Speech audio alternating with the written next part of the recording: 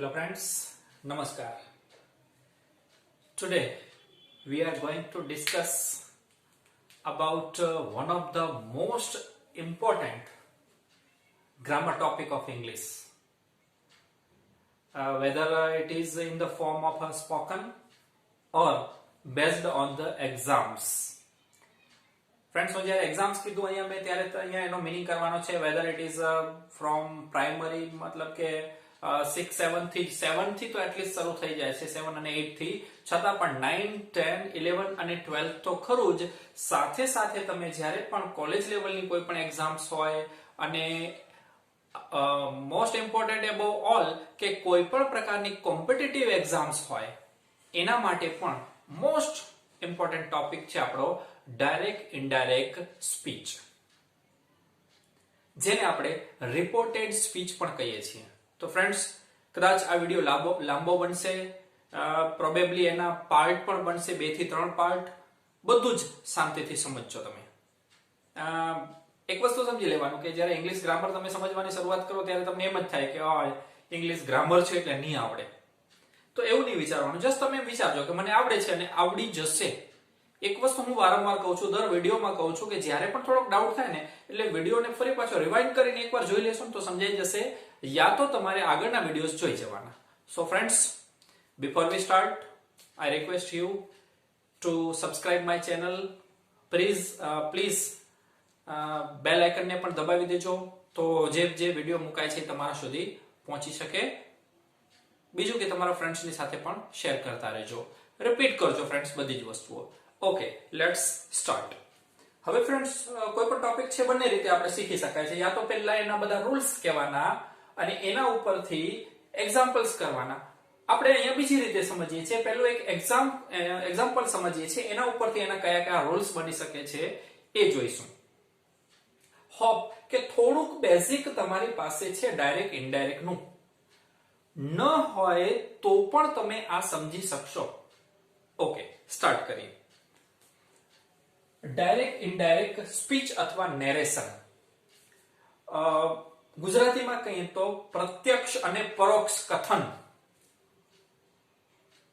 Friends, કોઈ પણ બે જણ વચ્ચે થયેલી વાતચીતને ત્રીજી વ્યક્તિ સમક્ષ જ્યારે કહેવાનું હોય ત્યારે એ બે રીતે કહેવાય છે. એક તો ડાયરેક્ટ સ્પીચમાં, એટલે કે જે બે જણ, સપોઝ કોઈ બે જણની અહીંયા વાત કરું કે રાજ અને રિયાની કન્વર્સેશન છે, એની વાત છે, મેં સાંભળી છે. હું કોઈક ત્રીજા વ્યક્તિને કહીશ ત્યારે ઈ બેની જે વાત મેં સાંભળી છે એ ત્રીજાને કહીશ તો શું થશે કે એના એ જ શબ્દોમાં જેમ રાજ બોલ્યો છે એમને એમ બોલીશ અથવા થોડાક ફેરફાર સાથે બોલીશ. તો એમને એમ બોલીશ એ થશે ડાયરેક્ટ સ્પીચ અને થોડાક ફેરફાર સાથે બોલીશું એ ઇનડાયરેક્ટ સ્પીચ થશે. હવે વાક્યને ડાયરેક્ટ માંથી ઇનડાયરેક્ટ સ્પીચમાં ફેરવતી વખતે એમાં થોડાક ફેરફાર થાય છે. થોડાક ઇનફેક્ટ ઘણા બધા છે, આરામથી સમજીએ આપણે. હવે સૌથી પહેલા બેઝિક સમજી લઈએ. રાજ બોલનાર છે, કર્તા છે, સબ્જેક્ટ છે. બોલનાર યાદ રાખો, સ્પીકર યાદ રાખો. said to, say નું કોઈ પણ રૂપ said to એટલે કે કહ્યું. રિયા સાંભળનાર છે, લિસનર છે. બીજી રીતે જોઈએ તો એસ વી અને ઓ પણ થયું. તમે શું યાદ રાખ્યું? સ્પીકર. આને આપણે કહીએ છીએ રિપોર્ટિંગ વર્બ. સે નું રૂપ રિયા, લિસનર થશે, સાંભળનાર થશે. રાજે રિયાને કહ્યું. ઇન્ટુ ઇન્વર્ટેડ કોમામાં છે, ડબલ ઇન્વર્ટેડ કોમામાં છે, એટલે કે એના એ જ શબ્દો. I have forgotten to bring your pen today. રાજ રિયાને કહ્યું, રાજે રિયાને કહ્યું કે આજે હું તારી પેન લાવવાનું ભૂલી ગયો છું. forget, forgot અને forgotten, V3 એટલા માટે છે કે અહીંયા have છે. ઓકે, હવે આ વાક્યને તમે જ્યારે પેસિવમાં ફેરવશો, અચ્છા આને કહીશું આપણે સ્પીકર, રિપોર્ટિંગ વર્બ, લિસનર, અને આને કહીશું આપણે રિપોર્ટેડ સ્પીચ. આઈ રિપીટ, આને કહીશું આપણે રિપોર્ટેડ સ્પીચ. કોઈકના દ્વારા બોલાયેલા શબ્દો જે મોટા ભાગે ડબલ ઇન્વર્ટેડ કોમામાં હોય છે. તો એના આ 4 ભાગ છે જે તમારે સમજવાના છે, યાદ રાખવાનું છે. નેક્સ્ટ, હવે જ્યારે આને આપણે ઇનડાયરેક્ટ સ્પીચમાં ફેરવીએ છીએ ત્યારે શું કહીશું? તો સૌથી પહેલા રાજ એમને એમ લખી દઈશું. હવે said to છે, જો તમે ફ્રેન્ડ્સ શીખી ગયા હો અથવા યાદ હોય તો તરત તમને ખબર પડી જાય કે said to ને બદલે આપણે અહીંયા લખીશું told. કારણ કે આ વિધાન વાક્ય છે. આને બદલે બીજું પણ આવી શકે, asked પણ આવી શકે, exclaimed પણ આવી શકે, requested પણ આવી શકે. એ આપણે આગળ જતા ડિસ્કશન કરીશું. અત્યારે વિધાન વાક્ય છે માટે આપણે અહીંયા લખ્યું told. કોને કહ્યું? રિયાને. રાજ told રિયા. રાજે રિયાને કહ્યું કે, અને એના માટેનો શબ્દ શું થશે? that. તો જુઓ અહીંયાથી જ બે ફેરફાર થઈ ગયા. રાજ told રિયા that. હવે અહીંયા આપ્યું છે I. રાજના જ શબ્દોમાં કહીશું તો રાજ પોતે ડાયરેક્ટ સ્પીચમાં રાજ શું કીધું કે હું ભૂલી ગયો છું, હું તારી બેન લાવતા આજ ભૂલી ગયો છું. હવે એ ઇનડાયરેક્ટ સ્પીચ ને, એ બે જણની વાત હું ત્રીજા વ્યક્તિને કહું છું ત્યારે શું કહીશ કે રાજે રિયાને, આ વ્યક્તિને હું કહું છું, રાજે રિયાને કહ્યું કે તે તેણીની પેન તે દિવસે લાવવાનું ભૂલી ગયેલ હતો. ઓકે, તો આઈ આગળ ડિસ્કશન કરીશું ફ્રેન્ડ્સ. આઈ એટલે ફેરફાર બોલનાર પ્રમાણે થાય. બોલનાર રાજ છે માટે આપણે ફરજિયાત અહીંયા લખવું પડશે he. તો એક ફેરફાર અહીંયા થાય. કયા કયા ફેરફાર થાય ફરીથી કહું છું, એની આપણે આગળ ડિસ્કશન કરીશું. હવે અહીંયા આવે છે have. have નું થઈ જાય છે had. have અથવા તો has હોય એનું શું થઈ જાય છે? had. forgotten. હવે ફ્રેન્ડ્સ યાદ કરો કે have ની સાથે પણ V3 આવે, has ની સાથે પણ V3 આવે, had ની સાથે પણ V3 આવે, having ની સાથે પણ V3 આવે. આપણે અહીંયા had છે તો had forgotten, had પછી પણ V3 આવશે એટલે અહીંયા આપણને V3 મળી ગયેલું છે એનું એ જ, એટલે કે had forgotten to. હવે ફ્રેન્ડ્સ to સાથેનું એકચ્યુઅલી bring છે તો bring નું તમે જાણો છો કે આમ તો ભૂતકાળ એનું brought થાય, પણ અહીંયા આપણે ફેરફાર નહીં કરીએ કારણ કે શું આપેલું છે અહીંયા to. આગળનો વિડિયો આપણે જ્યારે ડિસ્કશન કરી હતી, જ્યારે જીરંડની ને ઇન્ફિનિટિવની અને પાર્ટિસિપલની વાત કરી હતી ત્યારે પણ ડિટેલથી મેં તમને કીધું હતું ફ્રેન્ડ્સ કે ટુ પછી હંમેશા મૂળરૂપ આવે છે, એટલા માટે આપણે અહીંયા bring your pen. હા, રાજ પોતે બોલ્યો હશે તો એમ કહેશે તારી પેન. હવે એના વતીથી આપણે કહીશું ત્યારે તેણીની પેન. પેન કોની હતી? your શબ્દ આપ્યો છે ફ્રેન્ડ, your શબ્દ આપ્યો છે અહીંયા. તો તેણીની સાંભળનારની એટલે કે રિયા છે તો રિયાની છે, તો છોકરી છે થર્ડ પર્સન સિંગ્યુલર she છે તો એનું આપણે કરશું her pen. અને ટુડે છે એનું આપણે કરીએ છીએ that day. ઓકે, તો ફ્રેન્ડ્સ આટલા ફેરફાર થાય છે ડાયરેક્ટ માંથી તમે ઇનડાયરેક્ટ સ્પીચમાં ફેરવો છો ત્યારે. હવે આ બધી જ વસ્તુઓને થોડુંક આગળ વધીએ તો મેં તમને ચર્ચા કરી એમ મુદ્દા સમજવાના તમારા માટે. પહેલી વસ્તુ કે સ્પીકર સમજવું પડશે તમારે, બોલનાર કોણ છે. બીજું અહીંયા સ્પીકર કોણ છે? રાજ. બીજી વસ્તુ છે રિપોર્ટિંગ વર્બ. રિપોર્ટિંગ વર્બ બીજા શબ્દમાં કહીએ તો say નું રૂપ. અહીંયા કયું છે? said to. ત્રીજી વસ્તુ આવે છે listener. listener એટલે કે સાંભળનાર. અહીંયા કોણ છે? રિયા. અને ચોથી વસ્તુ આવે છે reported speech એટલે કે કોઈકના દ્વારા બોલાયેલું વાક્ય, એટલે કે જે ઇન્વર્ટેડ કોમામાં હોય છે અહીંથી અહીં સુધીનું વાક્ય. તો એક બેઝિક તમે આ શબ્દ યાદ રાખ્યા. સ્પીકર એટલે બોલનાર, લિસનર એટલે સાંભળનાર, રિપોર્ટિંગ વર્બ એટલે say નું રૂપ અને રિપોર્ટેડ સ્પીચ એટલે કે ઇન્વર્ટેડ કોમાના શબ્દો. હવે રિપોર્ટેડ સ્પીચમાં તમે જાણો છો ફેરફાર થયા. કયા કયા? તો સૌથી પહેલા ફેરફાર થયો I. ઓકે, હવે રિપોર્ટેડ સ્પીચમાં ફેરફાર કરતા પહેલા આપણે અહીંયા કયો શબ્દ મૂક્યો છે? that. ઓકે, તો આ બેઝિક થયું. હવે આનો મતલબ શું થયો? કે વાક્યને તમે ડાયરેક્ટ સ્પીચમાંથી ઇનડાયરેક્ટ સ્પીચમાં ફેરવો ત્યારે એનામાં કયા ફેરફાર થાય? તો પહેલો ફેરફાર એમાં થયો રિપોર્ટિંગ વર્બમાં. ટૂંકમાં આપણે હવે લખીશું એને RV. રિપોર્ટિંગ વર્બમાં ફેરફાર થયો 1. બીજી વસ્તુ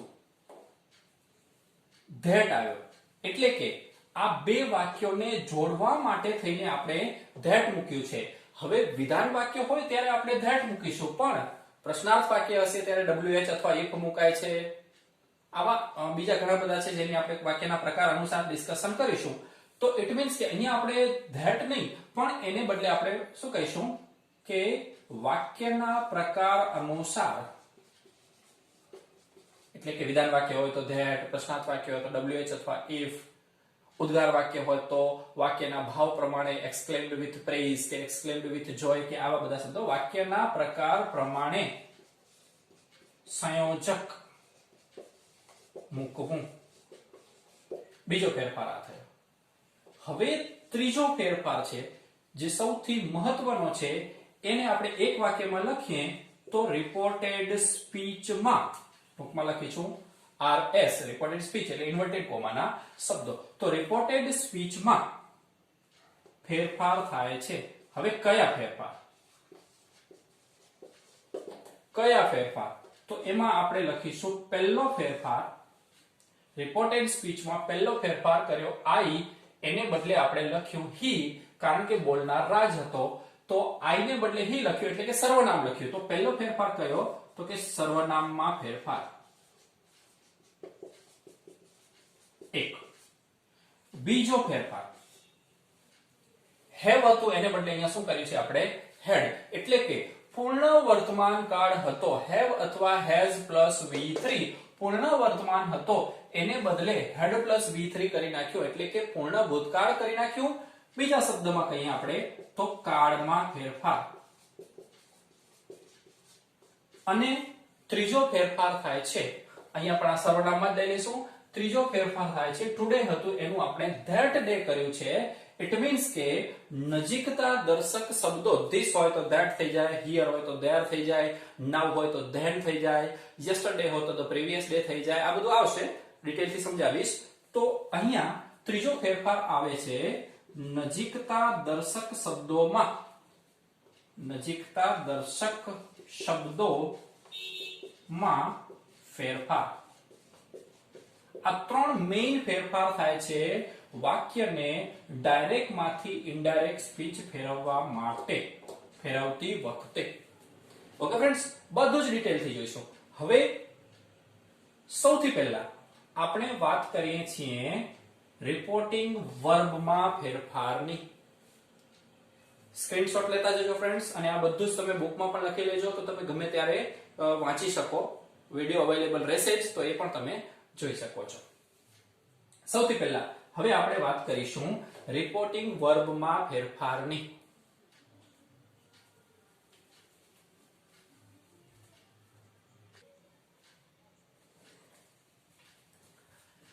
ઓકે ફ્રેન્ડ્સ, હવે થોડુંક આપણે ડિટેલથી સમજીએ. સૌથી પહેલો રિપોર્ટિંગ વર્બમાં ફેરફાર થાય છે. રિપોર્ટિંગ વર્બ એટલે કે say નું કોઈ પણ રૂપ. હવે ડાયરેક્ટ સ્પીચમાં say આપેલું હોય તો એનો ઇનડાયરેક્ટ કરો ત્યારે say નું say જ રાખવામાં આવે છે. જેમ કે I say,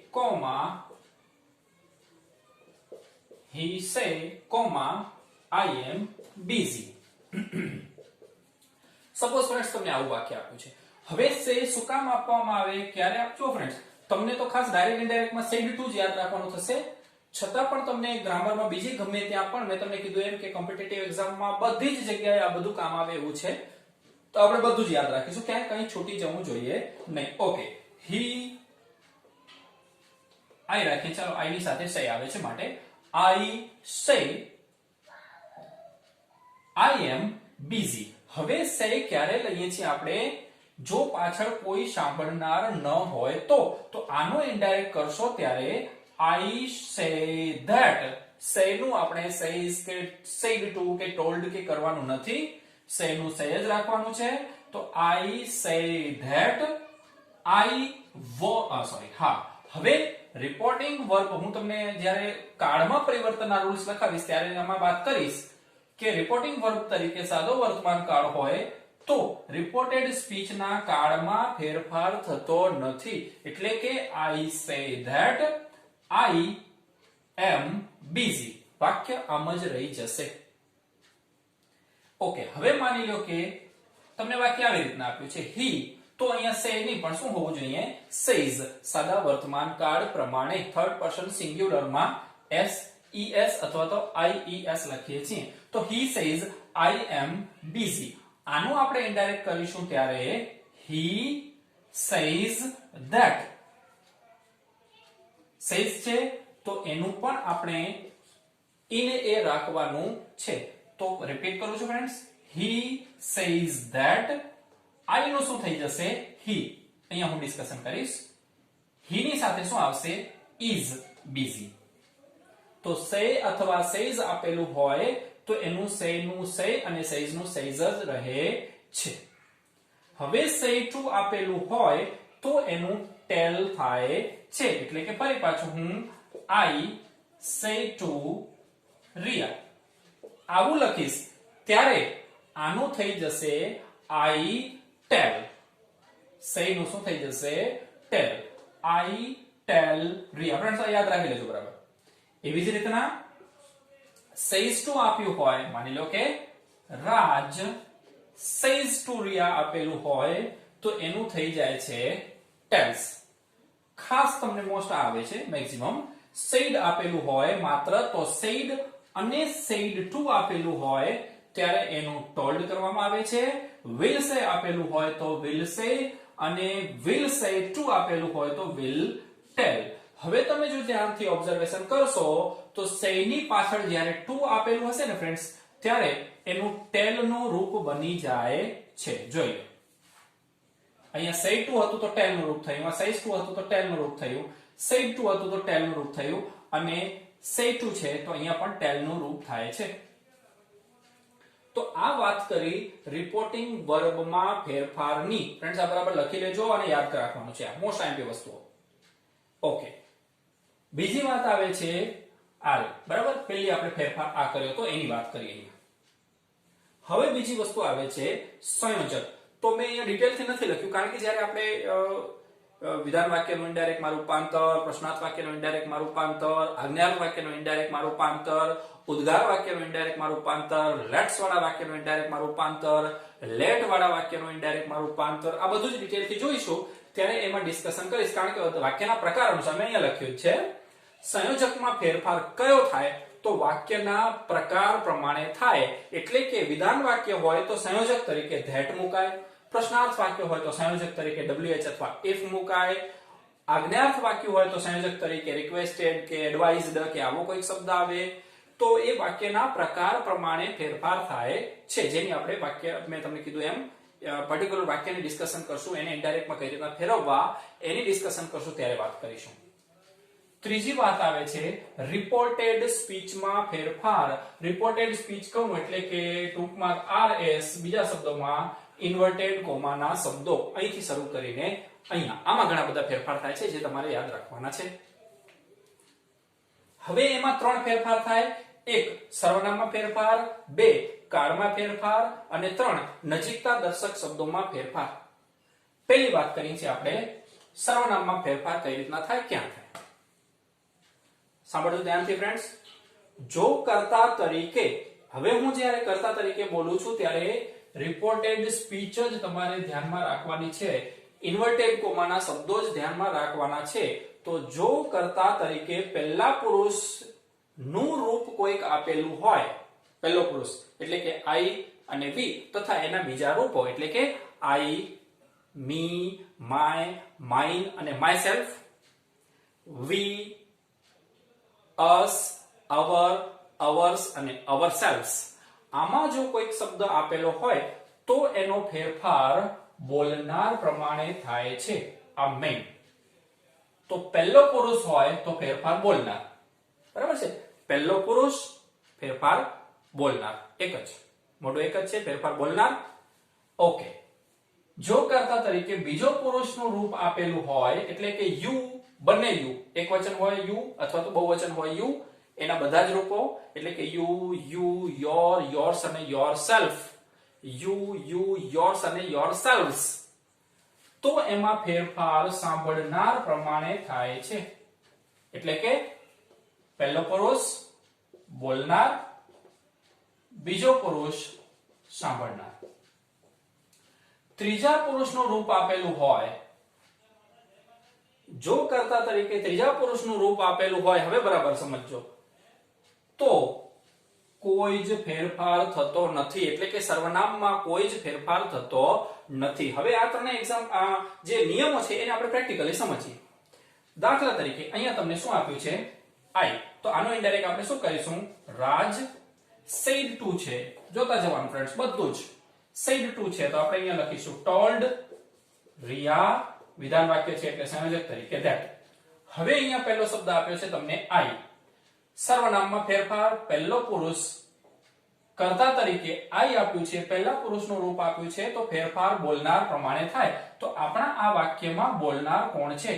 રાજ. માટે અહીંયા આપણે શું કરવું પડે? he. આનું આપણે તમે જાણો છો was ઈકાર પરિવર્તનની આપણે વાત કરશું ત્યારે થશે. free, for, you આપ્યું છે. હવે you એટલે બીજો પુરુષ, તો જો કર્તા તરીકે બીજો પુરુષ આપેલું હોય અથવા એના કોઈ પણ રૂપ આપેલા હોય, કર્તા અથવા કર્મ તરીકે પણ, તો આપણે એનું ફેરફાર સાંભળનાર પ્રમાણે કરવામાં આવે છે. એટલે કે અહીંયા you છે, તો રાજ told Riya that he was free for her. વાક્યની શરૂઆતમાં you આપેલો હોય તો એનો ફેરફાર, તો એમાં આપણે he અથવા she કરવાનું, અને વાક્યને અંતે you આપ્યો હોય, મારા શબ્દો બરાબર સાંભળજો ફ્રેન્ડ્સ, અને વાક્યને અંતે you આપેલો હોય તો એમાં ત્યાં આપણે you ને બદલે him અથવા her કરવું. ઓકે, આ વાત થઈ પ્રથમ પુરુષ, બીજો પુરુષ અને ત્રીજો પુરુષ. હવે અહીંયા આઈ આપ્યું, એને બદલે માની લો કે અહીંયા you આપે, તો તમે જાણો છો you ની સાથે એમ નહીં પણ શું હોવું જોઈએ? આર. માત્ર આટલું લઈ છે, ફોર મી કેવા શબ્દો ગમે તે હોઈ શકે. you are free, આવું આપ્યું.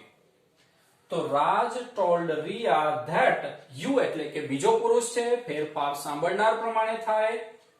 સાંભળનાર કોણ છે? રિયા. માટે અહીંયા આપણે you ને બદલે શું લખવું પડશે? she was free. હવે કર્તા તરીકે જો ત્રીજો પુરુષ આપેલો હોય, એટલે કે રાજ said to Riya that Mitali is free. તો જો કર્તા તરીકે ત્રીજો પુરુષનું રૂપ આપેલું હોય તો કોઈ જ ફેરફાર થતો નથી. ઇટ મીન્સ કે અહીંયા મિતાલી આપ્યું છે તો તમારે મિતાલી લખવાનું, સી આપ્યું છે તો તમારે સી લખવાનું, ધે આપ્યું છે તો તમારે ધે લખવાનું, સ્ટુડન્ટ્સ આપ્યું છે તો તમારે સ્ટુડન્ટ્સ લખવાનું, બોય આપ્યું હોય તો તમારે બોય લખવાનું, બોયઝ આપ્યું હોય તો તમારે બોયઝ લખવાનું, અને હી આપ્યું હોય તો તમારે હી. જે નો ચેન્જ મતલબ એમાં કોઈ જ ફેરફાર કરવાનો નથી. તો અહીંયા રાજ told Riya that, અહીંયા આપણે મિતાલી આપ્યું છે તો નો ચેન્જ, એટલે કે અહીંયા પણ આપણે લખી દઈશું મિતાલી is નું આપણે શું થઈ જશે? was free. ઇન્વર્ટેડ કોમા નીકળી જાય છે. તો આ પહેલો પુરુષ, બીજો પુરુષ અને ત્રીજા પુરુષમાં કયા ફેરફાર થાય છે એની આપણે વાત કરી. નેક્સ્ટ વિડિયોમાં ફ્રેન્ડ્સ આપણે કાર્ડ પરિવર્તનની વાત કરીશું, જે મોસ્ટ આઈએમપી છે. ગ્રામર ફંક્શનમાં પણ તમને બધી જ જગ્યાએ કામ આવશે, અને તમારા ટેન્સ પહેલા રિવાઇઝ કરી લેવા પડશે. તો ટેન્સ એક વખત જોઈ જઈશું આપણે, અને પછી બીજો આવે છે 3 ફેરફારની વાત કરી હતી. સર્વનામમાં ફેરફાર, 2 કાળમાં ફેરફાર, અને 3 નજીકતા દર્શક શબ્દોમાં ફેરફાર. બીજો સૌથી મહત્વનો ડાયરેક્ટ ઇનડાયરેક્ટ આ છે. હવે પછીનો બી પોઈન્ટ છે આપણો, એટલે કે કાળ પરિવર્તન સૌથી મહત્વનો છે. તો એમાં કયા ફેરફાર થાય છે એની આપણે નેક્સ્ટ વિડિયોમાં વાત કરીશું. Thank you for watching video friends. Best of luck.